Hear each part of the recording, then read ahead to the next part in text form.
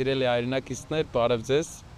Հայաստանում վերջի ժամանակներում ուղղակի քաղաքական հայտ ներկայացնելը արդեն իսկ հանցագործություն է եւ ընդհանրապես կարիք չկա խորանալու, թե ինչի մեջ քեզ կմեղադրեն, քանի որ քաղաքական հայտ ներկայացնելը, երկիրը ավելի լավ պատկերացնելը, ավելի լավ երկրի ապագան տեսնելը արդեն իսկ հանցագործություն է համարվում այսօր Հայաստանում։ Սակայն սա հենց այն որոշիչ բանն է, քննությունն է, որը տարանջատում է այն մարդկանց, ովքեր պատրաստ են գնալ այդ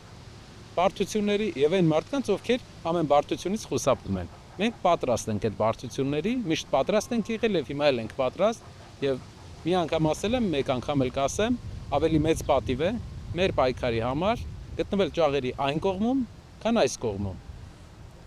Հայաստանը լինելու է մի երկիր, որտեղ այլևս քաղաքական հետապնդումը քրեական գործեր չեն ծառայելու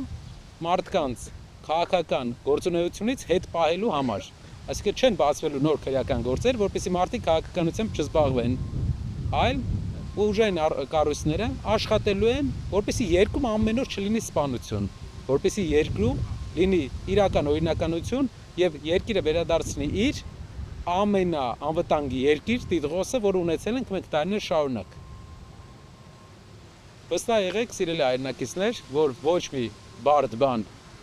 բերդ գնալու մեջ չկա, ոչ մի բարդ բան ինձ համար եւ իմ թիմակիցների համար այս ճանապարհի մեջ չկա եւ մենք գնալու ենք, շարունակելու ենք այս process-ը, որովհետեւ սա մի մեծ պատմության, մի մեծ տարածաշրջանային զարգացման մի մաս է, որի հիմնական նպատակները լրիվ այլ են։